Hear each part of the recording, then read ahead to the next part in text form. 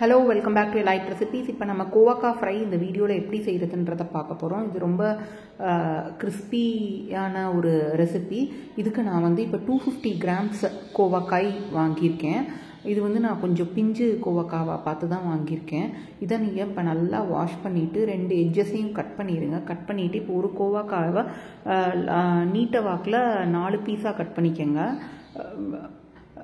So இந்த மாதிரி cut பண்ணிக்கோங்க. இப்போ இதுக்கு நம்ம வந்து ஃபியூ இன்க்ரீடியன்ட்ஸ் ஆட் பண்ணணும். ஃபஸ்ட்டு இப்போ நம்ம கடலை மாவு, இதுக்கு நான் வந்து 2 டேபிள் ஸ்பூன் ஆட் பண்ணுறேன்.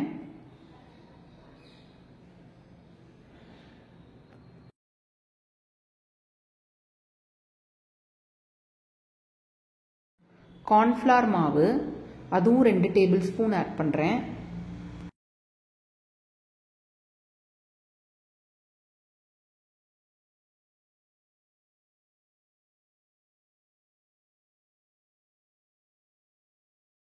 அரிசி மாவு, அதுவும் 2 டேபிள் ஸ்பூன் ஆட் பண்ணுறேன்.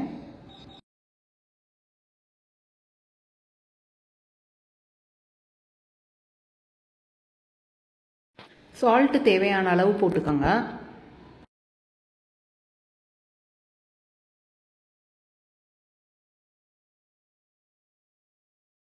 ஜஸ்ட் ஒரு பிஞ்ச் மஞ்சள் தூள்,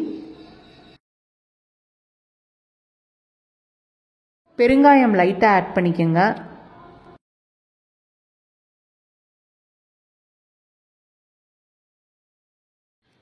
chilli powder 2 tablespoon add பண்ணிக்கோங்க.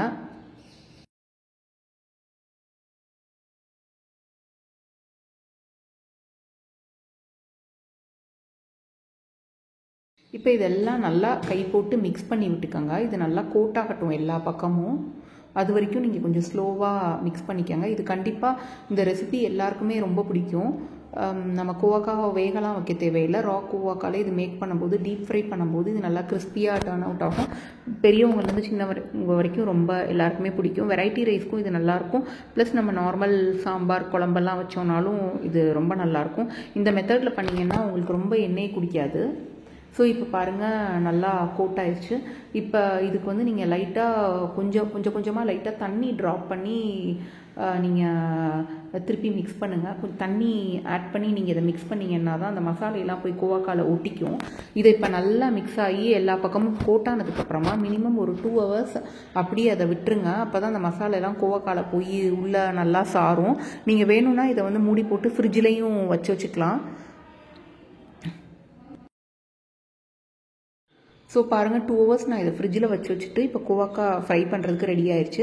இப்போ நான் வந்து ஒரு கடாயில் எண்ணெய் போர் பண்ணி எண்ணெய் நல்லா ரெடி ஆனதுக்கப்புறமா இதை டீப் ஃப்ரை பண்ணுறேன்.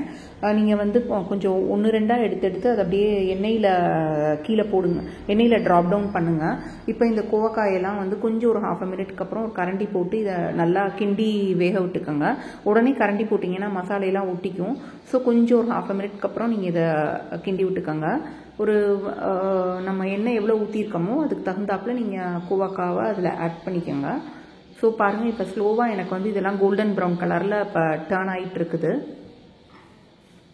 இப்போ நீங்கள் வந்து இதை ஒரு டிஷ்யூ பேப்பர் ரேப் பண்ண பிளேட்டோ பவுல்லையோ இந்த நல்லா ஃப்ரையான கோவக்காய்ஸ்லாம் நீங்கள் வந்து எடுத்துருங்க. ஹாட்டாக இதை நீங்கள் சர்வ் பண்ணிக்கலாம். நான் வந்து 250 கிராம்ஸுக்குள்ள கோவக்காக்குள்ள இன்க்ரீடியன்ட்ஸ் ஆட் பண்ணியிருக்கேன். நீங்கள் எவ்வளோ கோவக்காய் பண்ணுறீங்களோ அதுக்கு தகுந்தாப்பில் நீங்கள் மசாலாஸ்லாம் ஆட் பண்ணிக்கோங்க. ஹோப் இந்த வீடியோ பிடிச்சிருக்கும்னு நினைக்கிறேன். கண்டிப்பாக சப்ஸ்கிரைப் பண்ணுங்கள், லைக் பண்ணுங்கள், ஷேர் பண்ணுங்கள், கமெண்ட் பண்ணுங்கள் வீடியோ.